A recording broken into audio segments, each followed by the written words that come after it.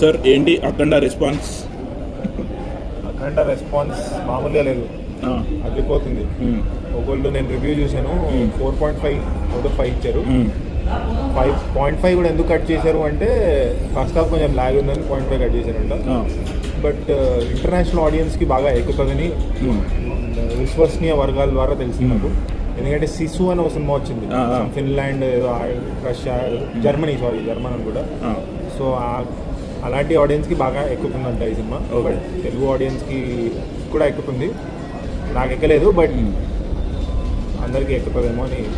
నిన్న ప్రీమియర్లకే 3 కోట్ల టికెట్లు ఏమో దిగినాయంట. అవును, అది కూడా హైదరాబాద్లో. హైదరాబాద్ పాపులేషన్ నాకు తెలిసి 1 crore ఎంతో.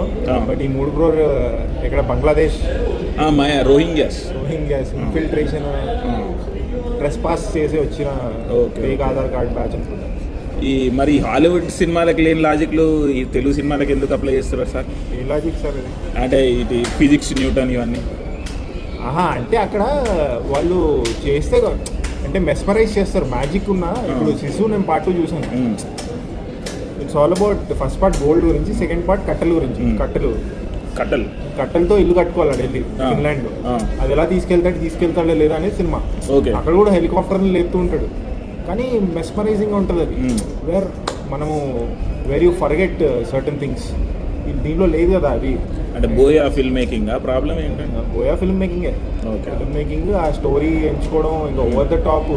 ఎక్కడ లొకేషన్ ఎక్కడో ఉంటుంది చైనా, ఇక్కడ కుంభమేళా కింద నుంచి ఏదో వాటర్లో నుంచి ఏదో వచ్చి స్ప్రెడ్ చేస్తారంట. ఏందో అది సబ్మరీన్ లాగా ఏదో వస్తుంది, అంటే ఏదో జాస్ సినిమాలో ఏదో పెరిగినా కాదు షార్క్ ఏదో వస్తుంది అలా వస్తుంది ఏంటో.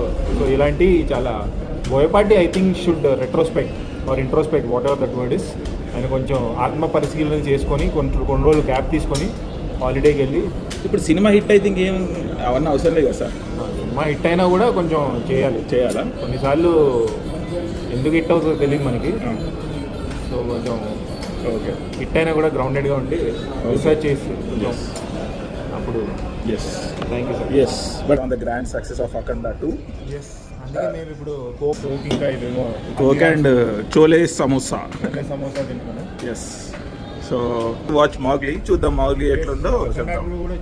మళ్ళీ మేము ఏదో సినిమాలు తొక్కేస్తున్నామని అపనింద మాకొద్దు. Watch Akhanda 2 only in theatres, ఐబొమ్మలో కాదు.